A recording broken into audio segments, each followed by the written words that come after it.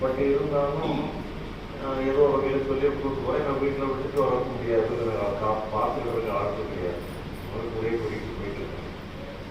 நாளைக்கு கொஞ்சம் குறைச்சிருந்தேன்ற மாதிரி அவங்க. அதுக்கப்புறமும் அந்த பிள்ளைகள் அதே சேட்டா தான் பண்ணிக்கிட்டு இருந்தாங்க. முதல்ல எல்லாருமே கொதிச்சு போயிருந்தாங்க. இப்பவும் அதே சேட்டை தான் பண்ணிட்டு இருக்கிறாங்க. ஆனால் யாருக்குமே வழியே இல்லை. அது இவங்க அடிச்சா கூட அவங்க தாங்கிடுவாங்க போல இருக்கு. அதுக்கு முன்னால என்ன செஞ்சோம்னா இவங்களே இந்த பிள்ளைகளுக்கு 4 விளையாட வச்சுக்கலாமான்ட்டு எல்லாருமே கொதிச்சுட்டு இருந்தாங்க.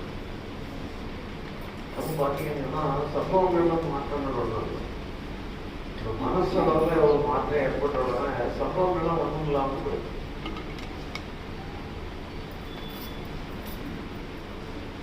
இதில் என்னன்னு சொல்லி சொன்னால்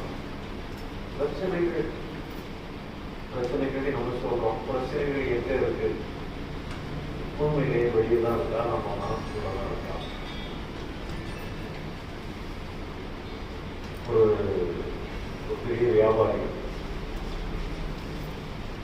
அவர் பிசினஸ், ஏகப்பட்ட பிசினஸ் அவருக்கு. ஒரு பிசினஸ் இருந்தாலே நிம்மதியெல்லாம் போயிடும். இதோ பல பிசினஸ் பண்ணிட்டு இருக்காரு. நம்ம ஒரே டென்ஷன், ஒரு நிம்மதியான தூக்கம் இல்லை. அதை பற்றியே போராட்டத்தோட இருக்கிறாரு. எங்க போனா அந்த நிம்மதி கிடைக்கும்னு நினைச்சு ஒரு ஞானியை சந்திக்காங்க போல.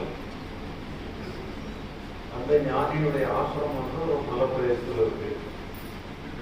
ப்ராப்பரான வழி இதெல்லாம் கிடையாது. எப்படியும் ஒரு 4-5 கிலோமீட்டர் நடந்து தான் போகும்.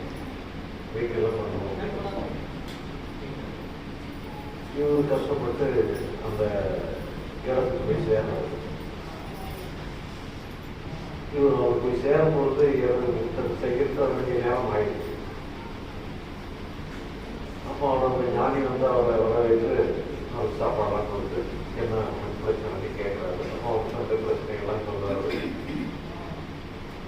சரி, நாளைக்கு பேச இன்னைக்கு நம்ம கலைக்கூட வந்துருக்கலாம், இன்னைக்கு ரெஸ்ட் எடுத்து நாளைக்கு நம்ம தான் நம்ம பேசணும் சொல்லி இங்கே போகணும்னா பெட்டெல்லாம் விசேஷமாக இருக்காது. நல்லா வசதிகள் ஆள் இங்கே என்னுடைய பெட்டு மட்டும்தான் பெட்டு நல்லா பெட்டாக இருக்கும். நாங்கள் ஏன் பெட்டை உனக்கு தந்துடுறோம், எனக்கு படுத்து ரெஸ்ட். எனக்கு இது வெளியே சில வேலைகள் இருக்கு, நான் வேற எங்கேயாவது தங்கியிருக்கோம், பிரச்சனை இல்லை சொல்லி அந்த ஞானி அவருடைய பெட்டையே அந்த வியாபாரி